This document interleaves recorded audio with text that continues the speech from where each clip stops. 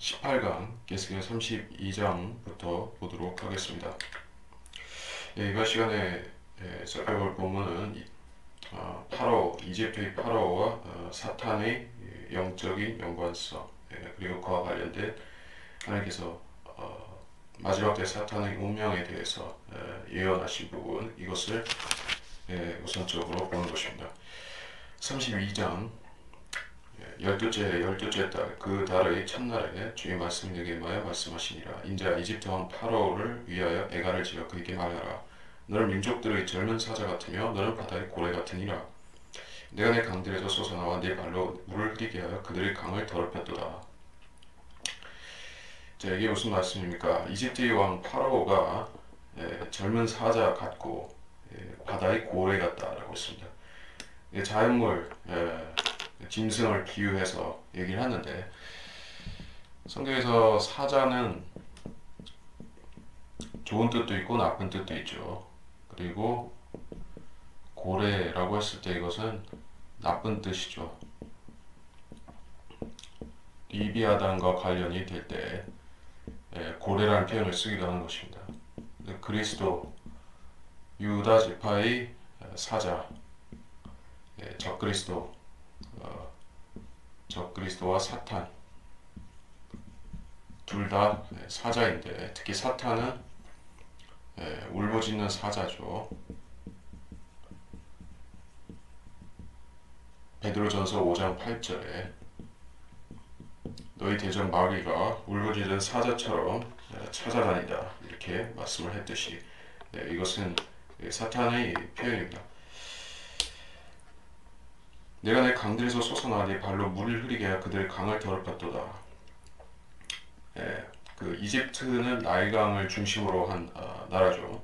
나일강이라는 그 거대한 엄청난 강은 중앙아프리카, 저 케냐니 이쪽에서부터 발원을 해서 지중해까지 흘러가는 그 강은 이집트라는 나라가 존립하는 그런 근거가 되기도 하고, 그래서 파라오의 권세와 나일강은 밀접한 관련이 있는데, 그래서 여기서 물과 관련된 강과 파라오의 권세, 이것은 기품과 사탄의 관계와도 같다고 할 수가 있겠죠. 사탄은 기품에 거하고 있습니다. 그리고 그곳에서 그는 자기 그 공중 권세를 행사하고 있는 것이요.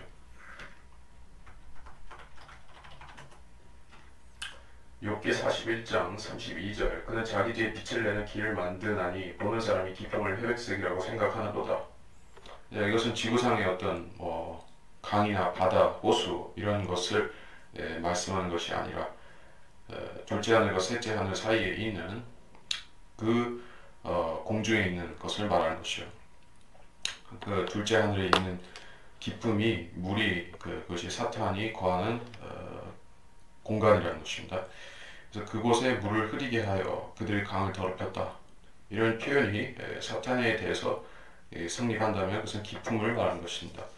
3절 주 하나님이 이같이 말하노라. 그러므로 내가 많은 백성의 무리 함께 내 그물을 내 위에 펼치니 그들이 내 그물로 너를 끌어올리리라. 그래야 내가 너를 육지에 남겨두고 또 내가 너를 들판에 던져서 하늘의 새들로 네 위에 머물게 할 것이며 또 내가 온 땅의 짐승들로 너를 먹어 배부르게 하리라. 내가 내 살을 산들이에 두며 내 무더기로 골짜기를 채우리라. 내가 또한 내가 헤엄치는 땅에 내 피로 물을 대어 산들에까지 미치게 하리니 그 강들이 너로 가득 차게 되리라. 이 사탄이 하늘에 있다가, 지금도 현재 하늘에 있다가 나중에 땅으로 그 쫓겨나는 장면을 말씀하고 있는 것이요. 자, 그래서 사탄이 리비아단인데, 리비아단에 대해서 성경이 어떻게 말씀하는가? 시편 74편 14절에 특별한 말씀이죠.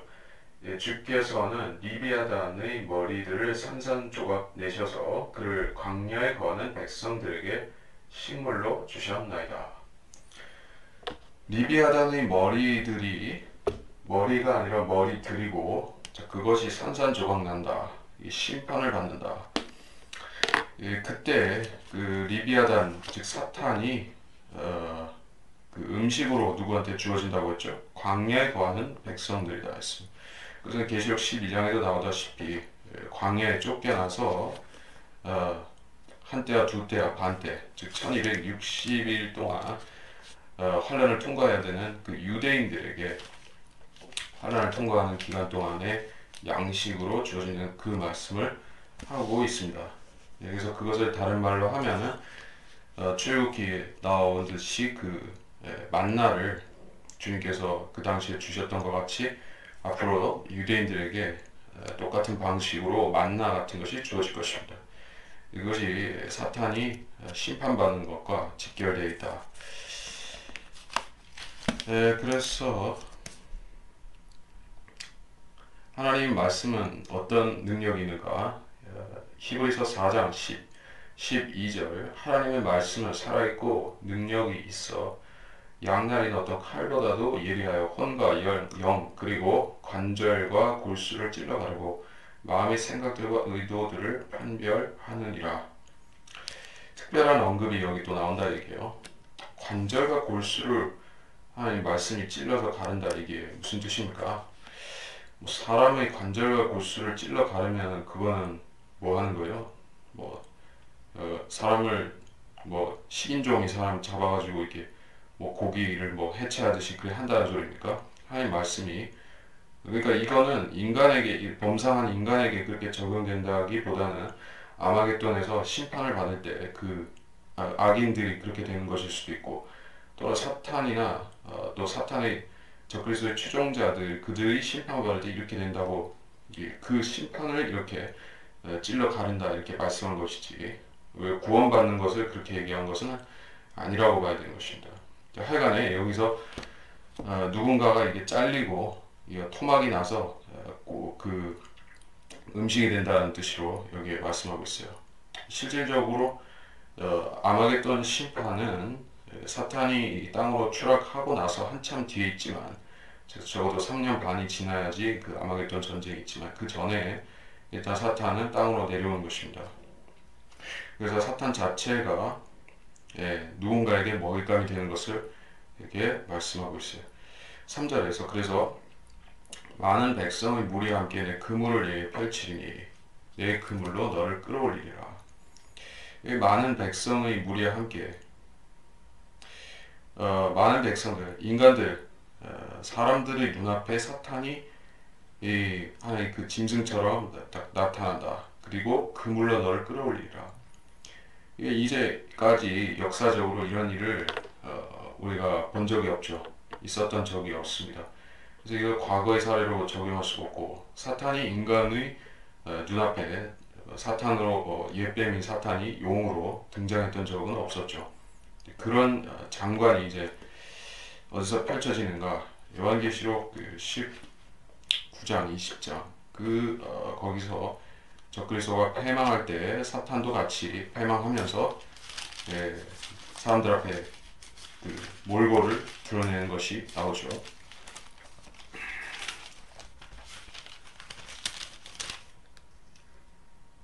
그 계시록 20장 1절에 보면 또 내가 보니 한 천사가 하늘에서 내려오는데 그의 손에는 끝없이 깊은 구렁의 열쇠와 큰 사슬을 가졌더라. 2절 3절에 그가 그 용을 잡으니 곧 마귀요 사탄인 옛뱀이라. 그를 1000년 동안 묶어두니 그를 끝없이 깊은 구렁에 던져서 가두고 그 위에 봉인하여 1000년이 찰 때까지는 민족들을 다시는 미혹하지 못하게 하더라.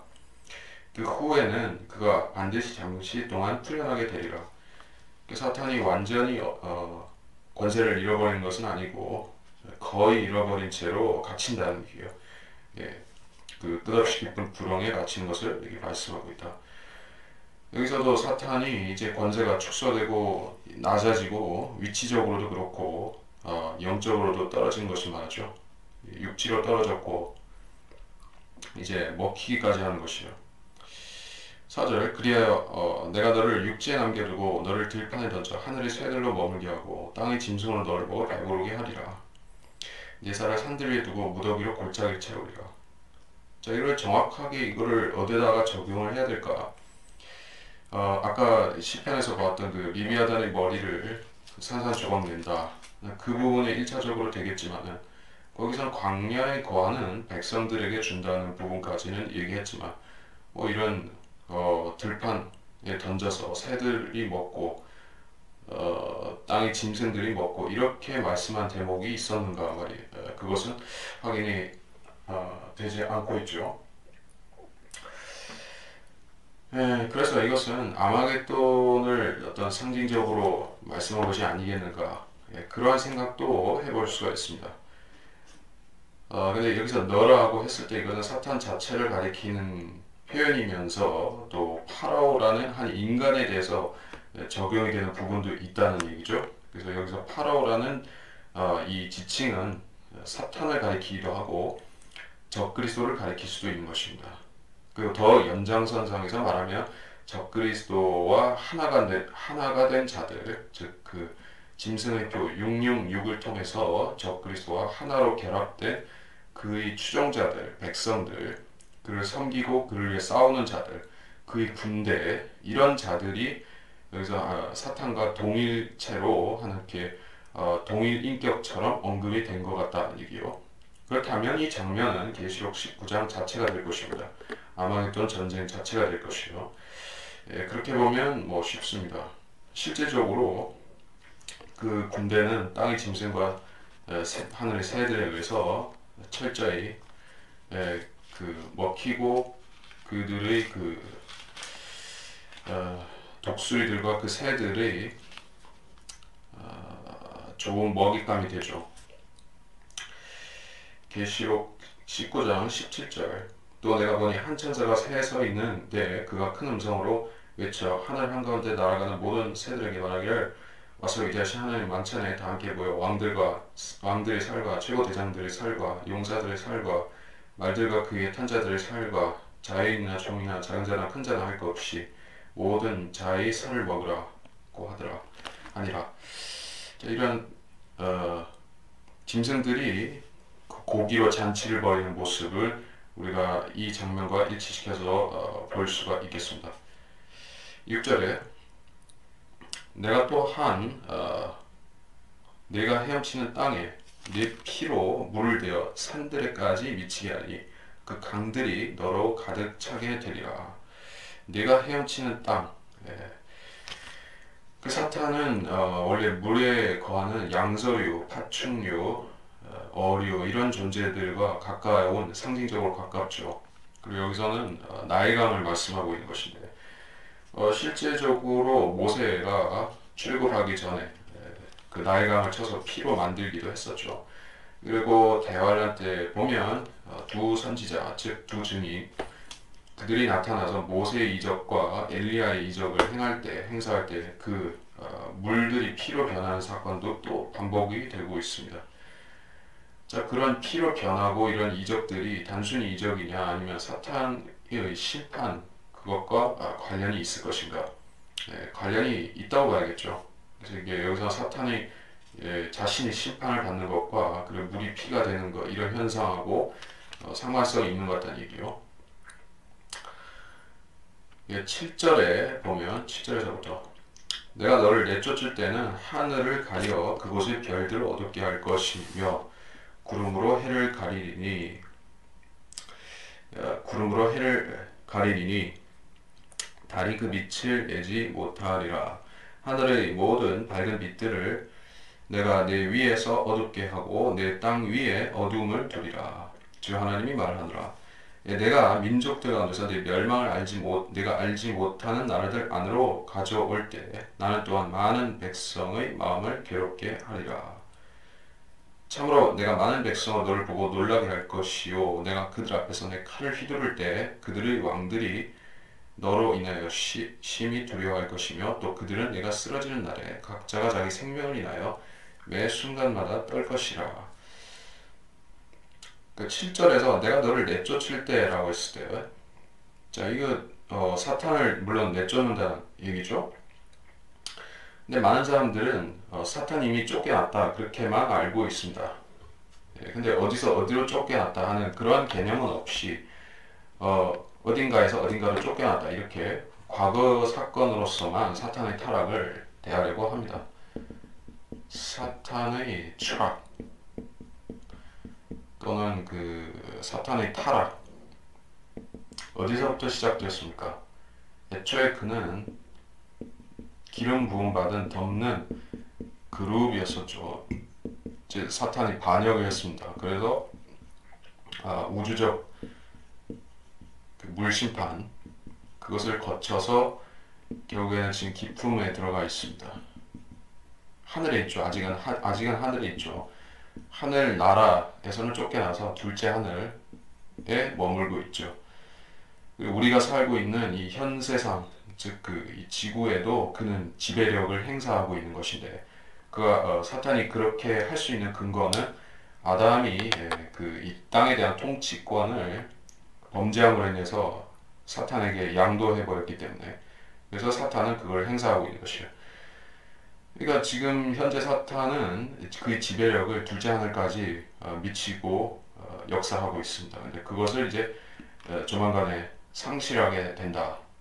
언제? 그것은 계시록 12장에 확실하게 어떤 그림 이렇게 연대기와 그림처럼 묘사를 하고 있듯이 전쟁이 있고 미카엘과 그의 군대가 사탄과 그의 부하들을 무찔러서 쫓아내더라. 땅으로까지 지면으로까지 쫓아내는 것이 거기에 묘사가 되어 있습니다. 자, 그 장면, 즉 제가 지목해서 말하자면은 계시록 12장을 다시 보겠습니다. 계시록 12장.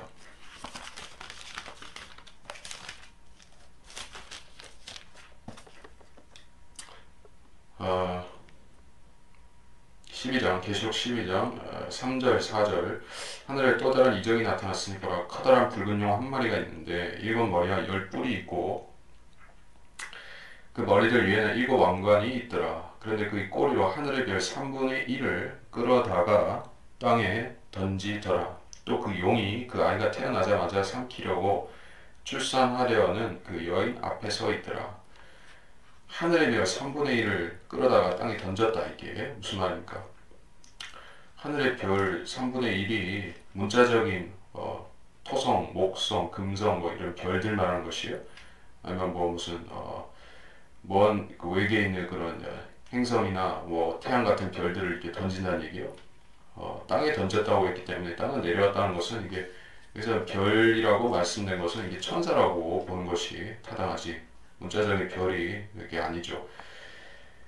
물론 비슷한 어떤 뭐 별들이 흔들리고 이런 현상을 여기서 같이 언급했을 수도 있겠지만 1차적으로는 천사들이라는 얘기예요. 자, 그래서 이게 대환란 중에 있을 사건으로 언급이 되고 있습니다. 그리고 또 7절에서부터 9절 사이에서 다시 반복해서 이 전쟁을 그 묘사를 하고 있듯이 우리가 이 사건은 대환란 때 있을 좀 중요한 사건 중에 하나인 것이요. 환란을 그 다니엘의 70제 쭉 그 환란을 우리가 전 3년 후 3년 그렇게 구분을 하죠. 그 구분하는 근거가 무엇입니까? 그냥 의미 없이 절반으로 쪼갠 것이요? 아니죠. 뭔가 중요한 사건의 변화가 있기 때문에 핵심적인 것이 적그리스도가 이제 태도를 바꾼다. 실체가 달라진다는 얘기예요. 그래서는 그 죄의 사랑으로 역사했던 적그리스도가 이제 멸망의 아들로 바뀐다는 얘기예요. 멸망의 아들은 아폴로온 또는 아바돈 그 자가 이게 육신으로 나타났을 때 이게 멸망의 아들인 것이에요.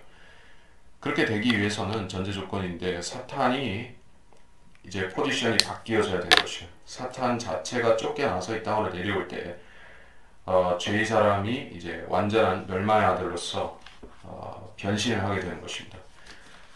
그게 조건이 그렇게 되어 있습니다. 사탄이 쫓겨나는 것과 적그리스도가 적그리스도가 이제 멸망의 아들로 등장하는 것과 깊은 관련성이 있다.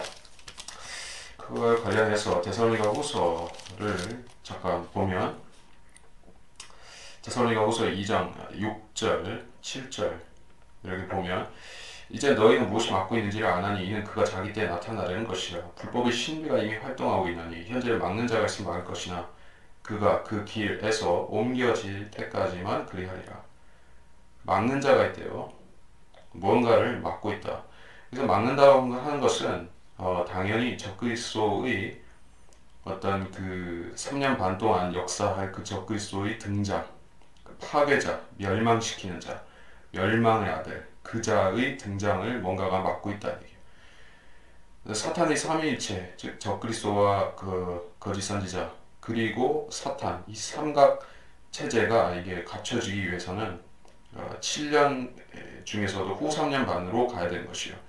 그 변화되는 시점, 중간에 3년 반이 끝나는 시점에 사탄이 타락이 아니라 전쟁을 벌여서 쫓겨나고 땅으로 내려오는 사건이 있게 된다. 그렇게 이해할 때 이게 누가 왜 쫓겨나는 것인가, 우리가 에스겔 본문을 이해할 수 있다. 그래서 사탄을 쫓아낼 때 천체적인 어떤 변화가 있는 것을 여기 말씀하고 있어요. 하늘을 가리고 별들을 어둡게 하고 구름으로 해를 가리고 달이 빛을 내게 한다. 사탄이 어마어마한 존재이기 때문에 그가 쫓겨날 때 그냥 조용히 내려오는 것은 아니죠. 소위 말해서 우주전쟁, 스타워즈를 거쳐서 그가 쫓겨나기 때문에 어마어마한 이변이 있을 것이다. 이게요. 많은 사람들이 7년 환란이 시작할 때 이런 일이 있을 것을 라고 생각하고 좀 착각하는, 거짓말하는 사람도 있고 착각하는 사람도 있고 그렇게 뭘 합니다. 네, 그러한 사람들은 뭐 성경을 세심하게 나눠서 공부를 하지 않아서 환란 중반에 있을 일을 초반으로 착각하고 또 뭐 환란 끝에 있을 일을 환란 초반으로 착각하고 그런 것들은 뭐 많이 있습니다. 근데 이런 일이 실제적으로 일어날 때 이제 사람들은 이제 후 3년 반이 시작된 것을 알 수가 있는 것이에요. 이런 현상이 실제 일어나기 때문에 8절에 하늘의 모든 밝은 빛들을 내가 내 위에서 어둡게 하고 내 땅 위에 어둠을 두리라. 주 하나님 말한다. 내 땅 위에 어둠을 두리라. 그 이집트의 마지막 그 9번째 마지막 재앙은 장자 죽이는 것이고 그 전에 그 흑암이 임하는 것이었죠. 많은 그 어떤 사설 예언자들이 그렇게 뭐 교회가 휴거될 때 혹은 그 전이나 이때 뭐 3일간의 흑암인가 어쩌고 뭐 그런 것이 있다 하는 것은 좀 잘못된 얘기라고 보는 것이 맞을 것 같습니다. 왜냐하면 이런 일이 환란 한참 있을 때 7년이 한참 지나서 있을 것이기 때문에 이런 일이 있을 때 이제 적그리스도는 어떻게 됩니까? 죽임을 당했다 다시 일어나게 되죠. 그가 일어날 때는 사탄이 그 안에 들어가서 역사하게 되는 것이요.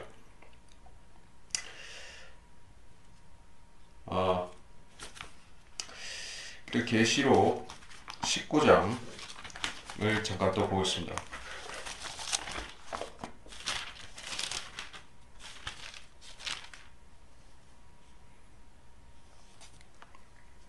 계시록 19장 20절 그러나 그 짐승이 잡히고 짐승 앞에서 기적들을 행하던 거짓 선지자도 그와 함께 잡혔으니 그는 짐승과 더불어 그 짐승의 표를 받은 자들과 그 형상의 경배한 자들을 속이는 자라. 이 둘이 유황으로 불타오르는 불못의 산채로 던져지더라.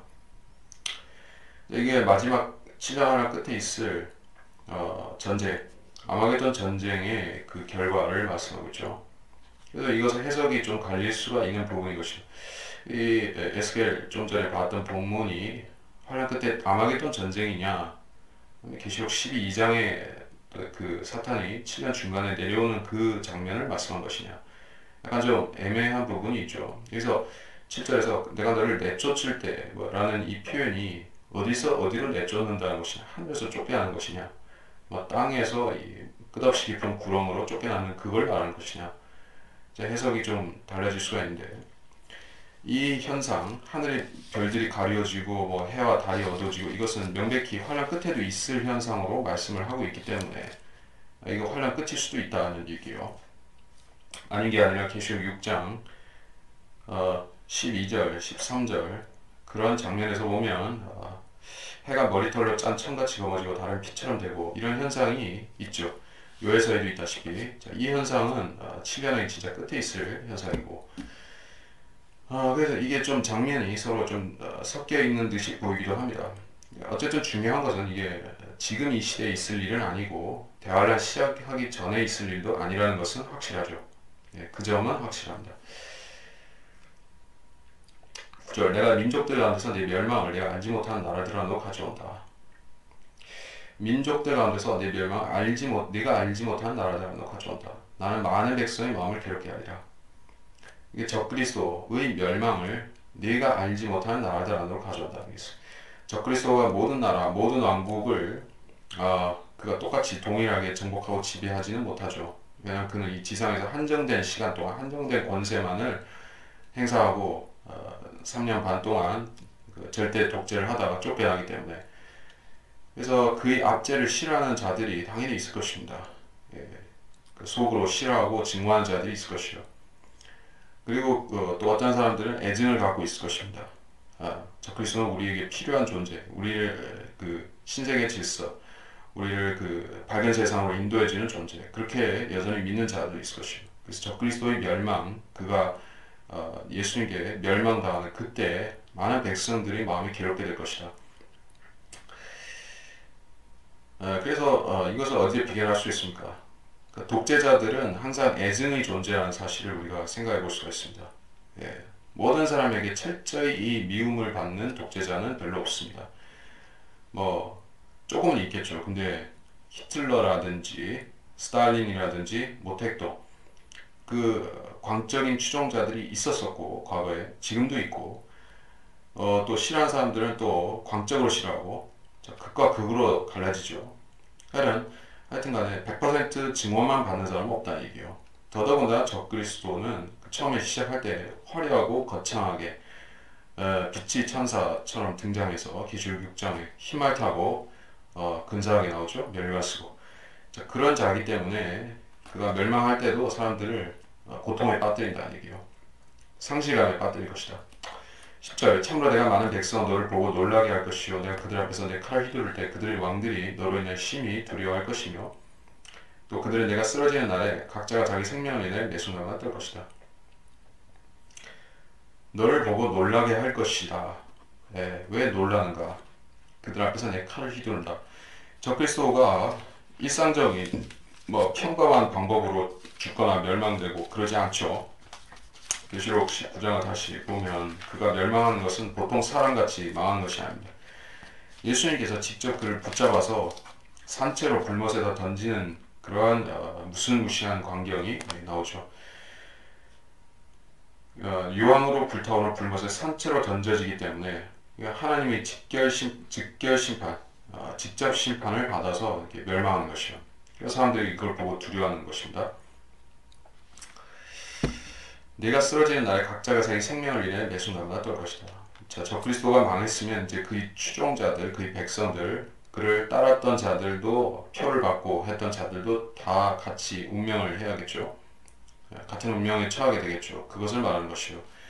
그렇다고 해서 하나님께서 모든 인류를 그렇게 즉심에 넘겨서 심판해 버리시는 것은 아니죠. 하나님께서는 심판석을 여실 것이요. 어떤 심판석인가? 민족들의 심판이라고 우리가 명명한 마태복음 25장에 등장하는 그 심판석을 열어서 처리하실 것입니다. 자, 마태복음 25장에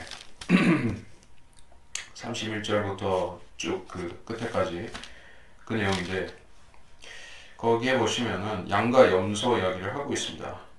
양들은 구원받은 이방인들, 염소는 유대인을 적대시하고 적그리스도를 따랐던 자들, 그 자들을 염소로 이렇게 말씀을 하고 있어요. 모든 남아있는 인류들 가운데서 인간들 가운데서 그리고 두 편으로 나눠서 한 편은 염소의 편은 천년왕국 주님이 통치하시는 복된 이 지상 천국에 들어가지 못하고 그리고 주님의 기준에 합한 자들은 유대인에게 대해서 좋게 대우했던 그런 선한 사마리아인 같은 사람들 그러한 이방인들은 축복을 받아서 천년왕국에 들어가고 이렇게 구별하고 있습니다. 그러니까 자기가 어떻게 될지 모르니까 우리처럼 우리 이 시대에 구원받고 예수 그리스도를 믿어서 영생을 얻은 영생의 소망을 가진 우리 같은 사람들은 뭐 실족하고 설령 뭐 그리스도를 대적하는 죄를 지었다손 치더라도 구원을 받았다면 결국에 하늘나라 가는 것은 가죠. 왜냐면 구원의 보장이 지금 있기 때문에. 근데 대환란 때에는 그 예수를 믿었다 할지라도 보장이 없고 또 그때로 가면은 끝까지 가봐야 알기 때문에 믿었다가 또 배교하고 지옥 갈 수도 있고 변절할 수도 있고 그러면 구원을 상실하는 것이에요. 그러니까 아무도 보장이 없죠. 그러니까 떨 수밖에 없습니다. 예, 심판석에 가서 판단을 받아야 되니까 그런 것이요. 11절 주 하나님 이같이 말하노라 바벨론 왕의 칼에 내게 임하리라. 막강한 자들의 칼로 내가 내 무리를 쓰러지게 하고 민족들의 무서운 자들로 그들 모두를 쓰러지게 하리라. 그들은 이집트의 허세를 망가뜨리며 그곳의 그 모든 무리를 멸망시키리라. 내가 또한 그곳의 모든 짐승들을 큰 물가에서 멸하리니 사람의 발이 다시는 그것들을 흐리게 하지 못하며 짐승의 굽도 그것들을 흐리게 하지 못할 것이라. 그리고 나서 내가 그들의 물을 깊게 하고 그들의 강들로 기름처럼 흐르게 하리라. 주 하나님이 말하노라. 내가 이집트 땅을 황폐하게 하며 그 나라에 풍요했던 것이 공피하게 될 때 곧 내가 그 안에 거하는 그들을 모두 칠 때 그들은 내가 주인 줄 알리라. 이것은 그들이 그녀에게 애도할 애가라. 민족들의 딸들이 그녀를 위해 애도할 것이요 그들이 그녀 즉 이집트와 그녀의 모든 무리를 위하여 애도하리라. 주 하나님이 말하노라. 자, 이제 11절에서부터는 단락이 달라지면서 진짜 이집트 지상 왕국인 이집트에 대해서 말씀을 하고 있습니다. 역사적인 사실이기도 하죠. 바벨론 느부갓네살이 와서 이집트를 멸망시키고 이집트를 황폐하게 했던 그 사실을 말씀을 하고 있습니다. 그것은 물론 역사적으로 1차 적용되고 역사가 또한 반복이 되기도 하기 때문에 예언적으로 말해서는 적그리스도가 이집트를 쳐들어가서 이집트를 쑥대밭으로 만들어 놓는 그런 환란 때 있을 사건을 환란 중후반부 그때쯤에 있을 그런 사건을 여기 말씀하고 있는 것이 아닌가. 그렇게 보여지는 것도 있습니다. 그래서 이집트가 황폐해지고 이집트가 낮은 왕국이 되죠. 나중에 천년왕국 때가 되면 파괴가 극심하게 되고 하기 때문에 그래서 14절 그들이 물을 깊게 하고 그들의 강들로 기름처럼 흐르게 한다. 이렇게. 원래 그 이집트의 강은 건기와 우기의 그 시즌에 따라서 이게 강 수량이 엄청나게 달라지죠. 지금은 그 아스완 댐이라는 세계 최대의 그런 댐이 거기 상류에 나일강의 상류에 건설이 되어 있기 때문에 수량이 유지가 되고 있지만 환란 때 가면 이제 엄청난 가뭄이 임하기 때문에 그 나일강도 말라버릴 것이요. 유프라테스 강도 마르겠지만 나일강도 마르겠죠. 그러다 보니까 이제 강을 다시 깊게 한다고 하는 것은 주님께서 재림하셨다는 뜻으로 말씀하고 있을 것이고요. 주님께서 재림하신 후에 나일강을 주님께서 다시 회복시키신다는 얘기예요.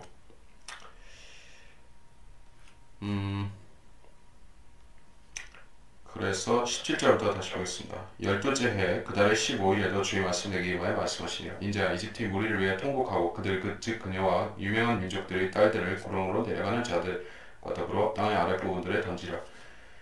너는 아름다움을 누구에게 넘겨주었느냐. 너는 내려가서 할례받지 않은 자들과 더불어 누울지니라. 그들은 칼로 살해당한 자들 가운데서 쓰러질 것이요 그녀는 칼에 넘겨졌으니 그녀와 그녀의 모든 무리를 끌어당길지니라. 막강한 자들 사이에서 강한 자들이 그를 돕는 자들과 더불어 지옥 한가운데서 그에게 말할 것이니 그들은 내려와서 칼로 살해된 채로 할례받지 않고 누워있도다. 아수르와 그녀의 모든 무리가 거기 있으며 그의 무덤들이 그의 주위에 있으니 그들 모두가 칼에 살해되어 쓰러진 자들이라. 그의 무덤들이 구렁의 옆면에 사로잡았고 그녀의 무리는 그녀의 무덤 주위에 있으며 그들 모두는 칼에 살해되어 쓰러졌으니 그들은 산자들의 땅에서 공포를 일으켰던 자들이라. 계속되는 이야기이기 때문에 일단 끊었다가 다시 보겠습니다. 자, 이 지하세계와 관련된 이야기가 나오고 있어서 우리가 좀 볼 필요가 있어요. 18절에서 구렁으로 내려가는 자들을 얘기하면서 그것이 땅의 아랫부분들이라 이렇게 말씀을 하고 있습니다. 이제 지하세계에 대한 성경의 말씀이 나오죠. 지하세계, 땅의 아랫부분들. 뭐 그것을 소울이라고 하든지 음부라고 하든지 간에 성경적인 그 지칭은 지하세계이면서 음부라고 볼 수가 있는 장소. 그리고 거기서 특정 어떤 지역 구역을 구별해서 말할 때는 지옥이라고 할 때도 있고, 뭐 감옥이라는 부분도 있고, 구렁, 끝없이 깊은 구렁도 있고, 그리고 낙원, 아브라함의 품, 누가복음 16장. 그런 차별해서 말할 때도 있고, 아니면은 그 음부라고 얘기할 때도 있습니다. 여기서는 지옥을 직접적으로 가리키는 그런 언급입니다. 19절, 넌 아름다움을 누구에게 넘겨줬냐? 내려가서 할례받지 않은 자들과 더불어 누울지니라. 할례받지 않은 자들이라 이렇게 했을 적에, 할례가 구약 시대에는 구원받은 선민의 표식이 할례였었죠. 할례라는 것은 물론 아브라함이 시작해서 조상들로부터 물려받은 전통으로 시작했지만, 하나님께서 그것을 신약적인 구원, 즉 거듭남의 하나의 예표적인 것으로 쓰셨던 것이요. 할례 받은 사람들이 다 거듭난 것은 아니었습니다. 왜냐하면 그것은 토큰, 표적이었었지 그 자체가 거듭남은 아니었기 때문에 그런 것이요. 그래서 구약적으로 말할 때 할례 받았다, 할례 받은 자다 하는 것은 이제 하나님의 백성이다, 하나님의 소유다, 구원을 받은 사람이다, 이런 뜻으로 통용될 수가 있는 말인 것입니다. 할례 받지 못한 자들, 그런 아는 자들은 무엇이냐면 구원을 받지 못했다는 뜻입니다. 구원을 받지 못했으니 지옥에 가서 지옥에 있는 자들인 것이요. 20절, 그들은 칼로 살해된 자들 가운데 쓰러지고, 어떤 엄청난 전쟁을 거쳐서, 아마겟돈 같은 전쟁에 거쳐서 수많은 군대가 지옥에 한꺼번에 내려갔으면 이런 장면이 연출되겠죠. 할례받지 않은 자들, 구원받지 않은 자들의 군대가 2억 명이 살해돼서 이게 한 번에 지옥을 내려간다고 하면 엄청난 장관이겠죠. 그런 뜻으로 이렇게 말씀하는 것이요. 아수르와 그의 무리가 거기 있다 이게요. 아수르는 이스라엘의 북편에 있는 나라죠. 그리고 그 민족은 시리아와도 관련이 되지만 적그리스도가 등장하는 그 세력의 기반이 아시리아죠.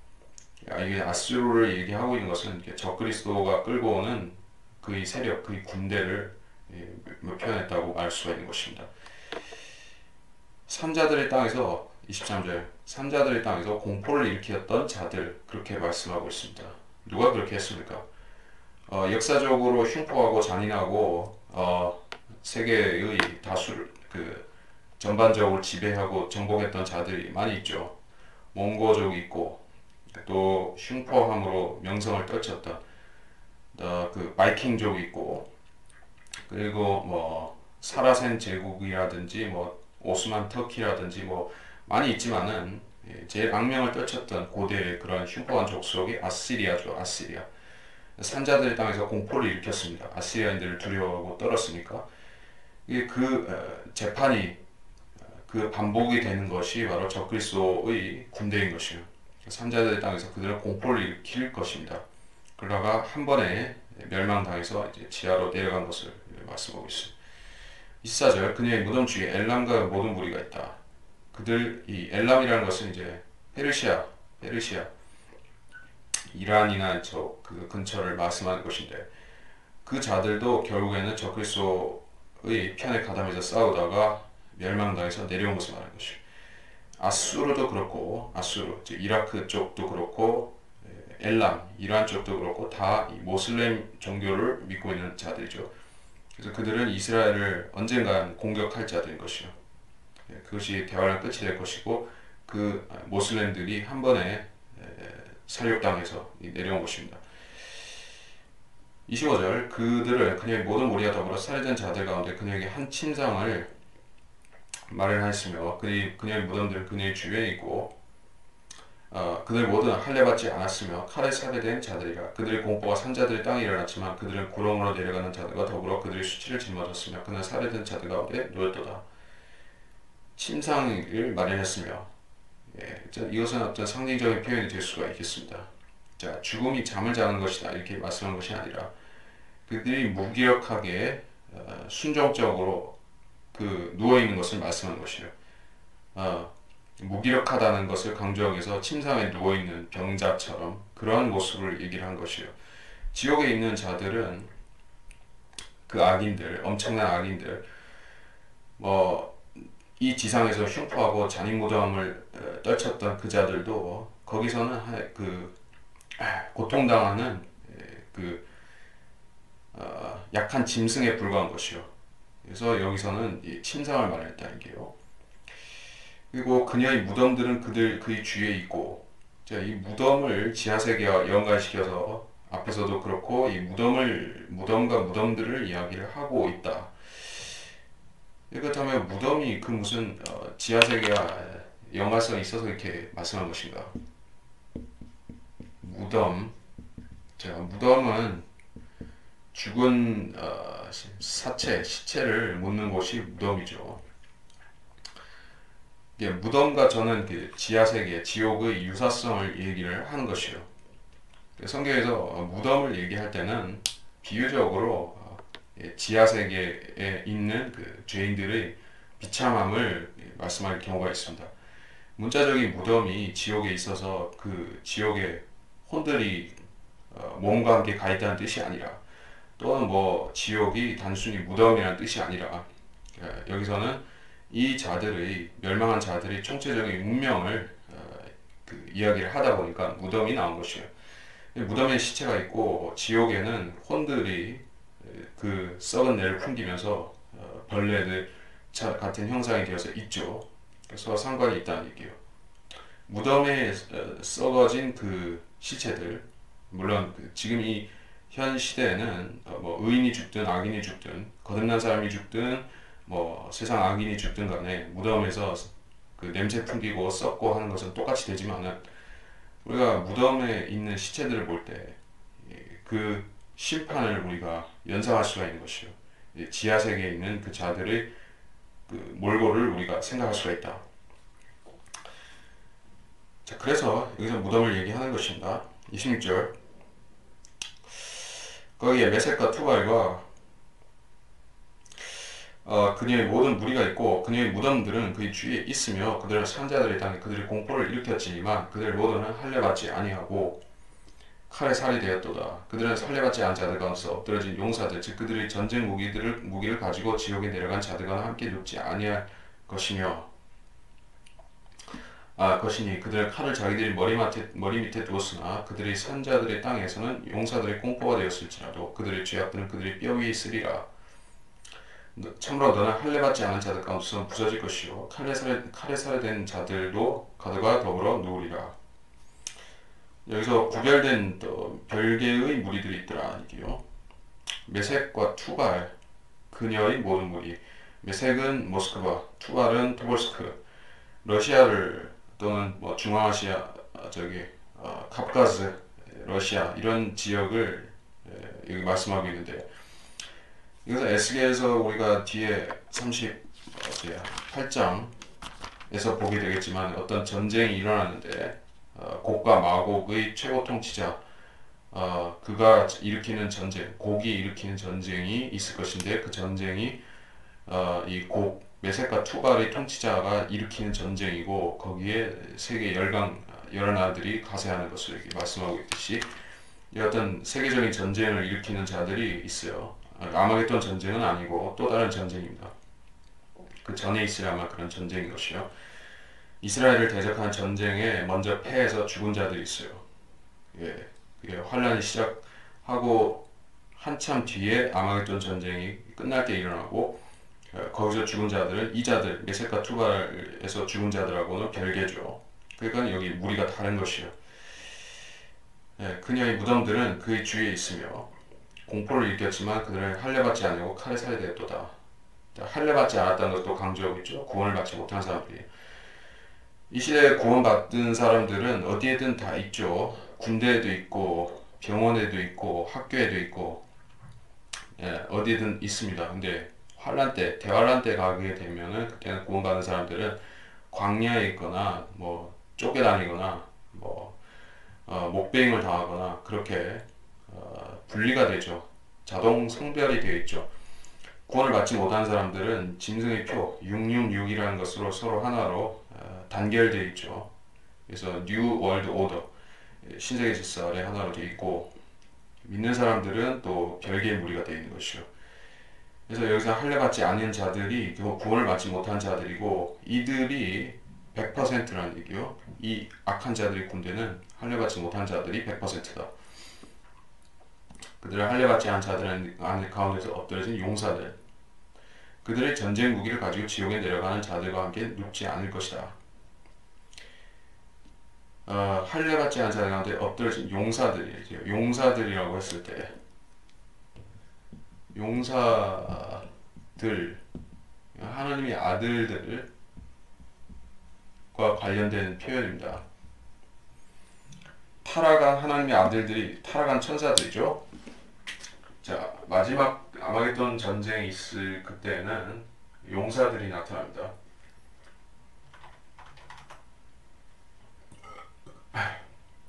용사들 다른 말로 했을 때는 거인들, 자이언트가 되는데, 창세기 6장 4절, 그 당시에 땅에는 거인들이 있었고 그 후에도 있었으니, 즉 하나님의 아들들이 사람의 딸들에게 들어와서 그녀들이 그들에게 자식들을 낳았을 때며, 그들은 옛날의 용사들로 유명한 사람들이 되더라.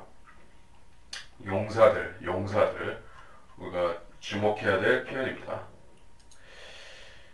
자, 이 용사들이 그 뒤에 또 어떤 데서 등장하는가? 시편 82편 1절, 하나님께서는 용사들의 회중 가운데 있다. 용사들의 회중 가운데 서 계시며 그는 신들 가운데서 판단하시는도다. 예, 원래 천사들을 용사들이라고도 부르고 신들이라고도 불렀다는 것이요. 그 가운데서 타락한 자들은 타락한 천사들이죠. 그들도 용사들의 일종인 것입니다.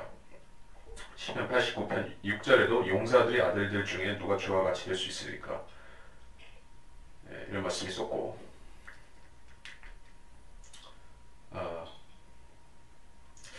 마지막으로, 마지막은 아니고 요엘 3장 11절, 너희 모든 이방들아 모여서 오라, 다 함께 주위에 모이라. 오 주여, 주의 용사들로 그곳으로 내려오게 하소서. 자, 여기서 용사들은 하나님의 천사들, 좋은 뜻으로 말씀한 것이죠. 하늘의 군대를 용사들이라고 했습니다. 그리고 요한계시록 19장 18절에도 왕들의 살과 최고 대장들의 살과 용사들의 살, 마이티맨이라고 했는데, 자, 이게 서로 구별되는 어떤 무리들을 말씀하는 것 같다는 얘기요. 왕들은 왕들이고 최고 대장들, 최고 대장들은 우리가 누군지 알죠. 장군, 군사 총지휘관들, 이런 자들의 살과 또 용사들의 살. 용사들이라는 것은 여기서 헤라클레스 같은 자들, 반신반인, 이거를 반신반인이라고 부를 수가 있겠고, 거인이라고 부를 수 있겠습니다. 그리고 신화적으로 말하면 데미가스다, 인간이고 신이 절반쯤 들어있다. 자, 그런 존재들이 나타나서 싸우다가 멸망해서 어디로 가느냐? 지옥에 떨어진다는 얘기예요. 예, 그래서 이 용사들과 메세카 투발의 무리는 좀 다르다는 얘기예요. 메세카 투발의 무리들은 러시아와 에티오피아와 터키와 이런 나라들의 군대고, 이 용사들은 다른 자들이다.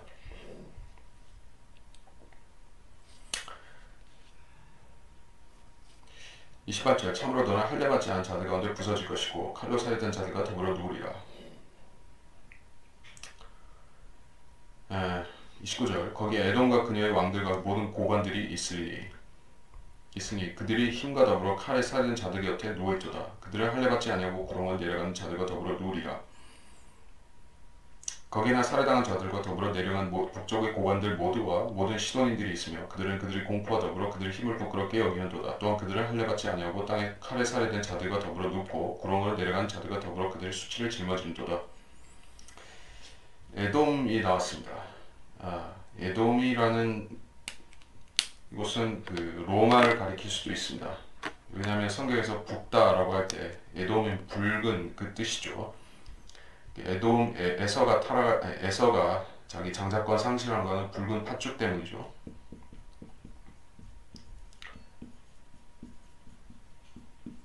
그리고 로마, 그녀의 왕들과 고관들이 있으니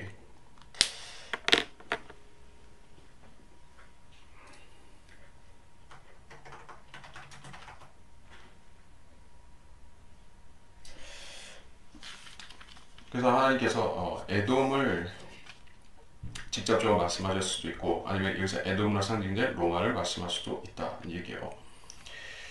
지금 현재 에돔은 어디에 속해 있습니까? 요르단이라는 요르단 왕국이죠. 그 나라는 그 베두인족이 세운 나라인데 어, 아랍 사람들이 주종을 이루고 있는 나라이고 모슬렘 국가이고 이스라엘과 1차, 2차 중동 전쟁을 했었던 나라이며 그리고 지금도 이스라엘을 적대시하는 나라 중에 하나죠. 그리고 마지막 때가 되면 그 적그리스도가 등장해서 이 이스라엘을 괴롭힐 때 이자들도 가담했다가 크게 경을 치르게 될 것이요. 마지막에 적그리스도에 의해서 파괴되기도 할 것입니다. 그래서 거기에 있는 살해된 자들을 여기 언급을 했고 30절 거기에 살해당한 자들과 더불어 내려왔습니다. 북쪽의 고관들, 여기 북쪽이라고 했을 때는 이스라엘 북쪽에 있는 모든 지역이 될 수가 있죠. 시리아라든가 터키라든가 뭐 이라크라든지 그런 것이 북쪽인 것이요. 그리고 시돈도 역시 마찬가지입니다. 그들을 할례받지 아니하고 칼에 살해된 자들과 더불어 눕는다. 전부 구원받지 못한 사람들이다는 얘기요. 구렁으로 내려간 자들과 더불어 그들의 수치를 짊어지는도다. 자, 우리의 수치를 누가 짊어졌죠? 예수님이 짊어지셨죠. 그래서 우리 수치는 예수님의 십자가에 넘겨지고 거기에 못 박았습니다. 베드로전서 2장 6절 그러므로 성경에도 이런 말씀이 있으니 뭐라 내가 택한 귀중한 모퉁이 돌을 시온에 두노니 그를 믿는 사람은 수치를 당하지 아니하리라. 그리고 요한계시록 16장 15절 보라 내가 도둑같이 오리니 깨어있어 자기 옷을 지켜서 벗은 채로 다니지 아니하고 사람들에게 자기 수치를 보이지 않는 자는 복이 있도다. 구원을 받은 사람들은 자기 수치를 가리워주는 보혈을 통해서 이제 죄들이 기억되지 않는 사람들이고 여기서 수치를 자기가 감당해야 되는 사람들은 자기 죄를 자기가 짊어지고 지옥에 가는 사람들이죠. 그런 의미가 성립이 되겠죠. 31절 파라오가 그들을 보고 그의 모든 무리들로 인하여 위로를 받으리니 칼에 살해된 파라오와 그의 모든 군대들이라. 주 하나님이 말하노라 내가 산자들 땅에서 나의 공포를 일으켰으므로 그가 할례받지 않은 자들 가운데서 칼에 살해된 자들과 더불어 눕게 되리니 곧 파라오와 그의 모든 무리들이라. 주 하나님이 말하노라. 그것으로 인해서 위로를 받는다. 파라오는 여기서 문자적인 파라오라기보다는 세상 왕인 그 사탄, 그 사탄을 여기서 파라오로 다시 부르고 있습니다. 그래서 사탄이 마지막으로 환난 끝에 던져지죠. 끝없이 깊은 구렁으로. 사실 끝없이 깊은 구렁이라는 것도 지옥의 한 장소 중에 하나이기 때문에 여기에 들어간 사람은 이 지옥도 볼 수가 있는 것이요. 여기 들어간 존재는 지옥을 볼 수가 있는 것입니다. 사탄이 이게 끝없이 깊은 구렁에 내려가서 보니까 자기를 따랐던 자들이 또 자기를 위해서 싸우고 섬기고 했던 자들이 비참하게 멸망해서 지옥에 있는 것을 보는 것이요. 그래서 자기만 망한 줄 알았더니 사탄이 자기를 따랐던 수억만의 사람들이 가가지고 고통을 받는 것을 보고 오히려 위로를 받을 지경이다. 그런 얘기를 하고 있습니다. 이게 참 위로 어떤 거룩하고 경건하고 신적인 그런 좋은 위로를 뜻하는 것은 아니죠. 비교해서 말하는 것이고 즉 남이 잘 안 되는 것을 보고 기분 좋다 하는 그런 식의 위로인 것이요. 나만 망하지 않아서 참 좋다. 같이 망했으니까는 피장파장이다. 뭐 이런 식의 위로를 말하는 것이요. 사탄이 그런 그 느낌을 여기서 말하고 있는 것입니다. 내가 32절, 내가 선자들의 땅에서 나의 공포를 일으켰으므로, 내가 선자들의 땅에서 나의 공포를 일으켰다. 사탄이 자기가 그렇게 했다고, 적그리스도가 사탄이 그렇게 독백을 하는데, 그가 할례 받지 않은 자들과 칼에 살해된 자들과 더불어 눕게 되니 곧 파라오와 그의 모든 무리들이라. 여기서 내가 산자들 땅에서 나의 공포를 일으켰으므로 라는 것은 이게 사탄이 1인칭이 아니라 하나님께서 1인칭이시죠. 왜냐하면 주 하나님이 말하노라 여기서 뒤에서 그렇게 말씀하고 있고, 파라오와 그의 무리는 3인칭으로 받고 있기 때문에 그렇죠. 그래서 지옥을 무덤이나 이런 식으로 비유를 하고 있다는 것은 문자 그대로 이거는 그 지옥의 비참함을 강조하기 위한 표현이라고 볼 수가 있는 것입니다. 실제 문자적으로 지옥이 무덤이라는 뜻은 아닙니다. 그렇게 되면 지옥의 의미가 상실되는 것은 당연하죠. 자, 무덤을 어떻게 불탄다고 말할 수 없죠. 무덤은 무덤이고 불타고 벌레가 있고, 물론 지옥에도 무덤에도 벌레는 있습니다만, 자, 그 지옥 불이라든지 유황 불못이라든지 이런 식의 의미가 무덤에 성립할 수가 없죠. 그래서 성경에서 두 가지 표현을 무덤이라는 표현을 지옥과 연관시켜서 쓰기는 할지라도 그 두 가지 의미는 엄연히 서로 구별되어 있는 것이다 하는 것을 우리가 알아야 되고,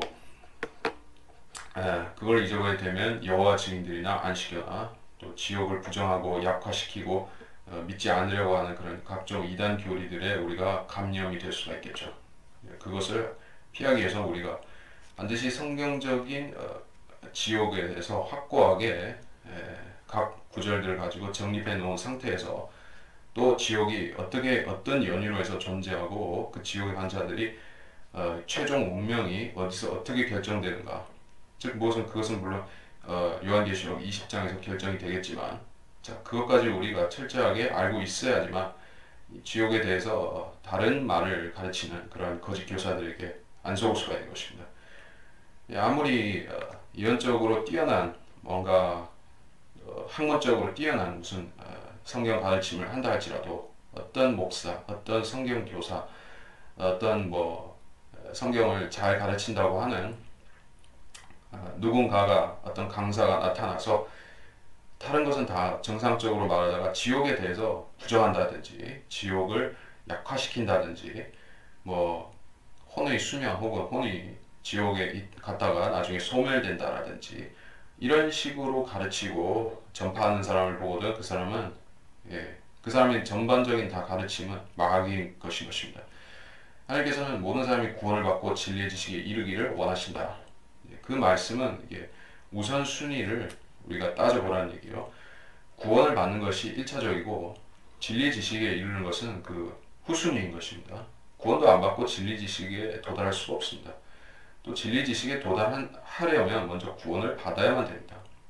그러니까 지옥을 부정하고 지옥을 이상하게 꼬아서 가르치고 믿고 하는 사람이 구원을 받았겠습니까? 안 받았죠. 그러니까는 그 사람은 진리에도 이를 수가 없는 것입니다. 자, 그래서 에스겔 32장에서 마치도록 하겠습니다.